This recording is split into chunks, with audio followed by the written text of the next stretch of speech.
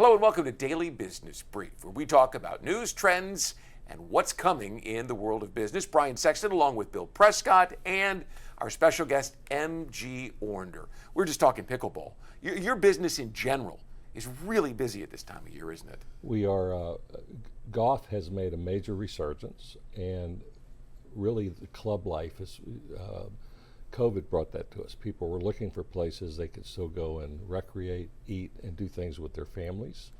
And country clubs seem to be the spot. It's not your dad's country club. It's fun, great environment, and we are, if we don't have pickleball, we're adding it at our clubs. It's a very popular sport. It is. It is. Yeah, so most of the clubs you have, it's kind of that country club feel to it, and membership and all. Well, Hampton Golf, we're unique in that we've got some very, very high-end private clubs that have the pool, the tennis, the pickleball, multiple restaurants, and then we have daily fee courses like we have Blue Sky here in town. Great food, cold beer, and really fun place. No one judges you. So that doesn't have any racket sports at all, but we have a little bit of everything in our portfolio. Mm-hmm. So what do you think the key to success is in terms of what is it that you're delivering that others aren't that make your areas so popular? The biggest thing is programming. If I don't have tennis and pickleball in a pool, that's fine.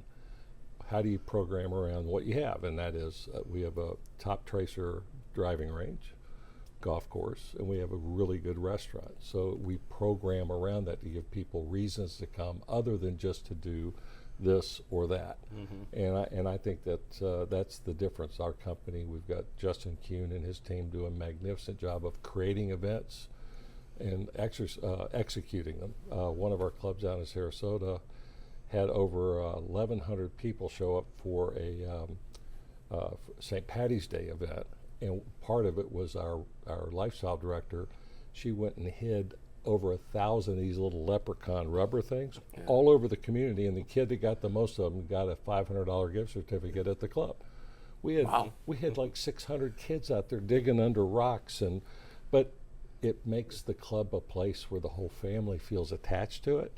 And now you can get through when you have downturns in the economy and you're sitting there, mom and dad's going, the club's a little expensive, and the kids are like, yeah, but my friends are there, and everyone has a connection, and it can make a difference in families' lives together and the way they interact, and it makes a difference in the community. So, speaking of that, when did you start to see that trend towards community? Was that pre-COVID, or was that like pickleball post-COVID? That was pre-COVID, but we did not have the influx of young families like we have. We've got clubs that if you'd have asked me 5-6 years ago, I would have said it's probably age-restricted community because there's nobody in there under 55 or 60. And now I go in and I sit down and I see a husband and wife, 2 small children come in, and then their friends come in, and I'm like, what's this? Well, these people moved here from Boston, told their friends about the club and all the fun stuff for the kids, and now they bought a house. And we're seeing that everywhere. Yeah, it's interesting because I grew up in the Northeast. The club experience in the Northeast is much different than down here in Florida, and it's been interesting to watch as people migrate here, the resurgence and interest in the clubs and everything else.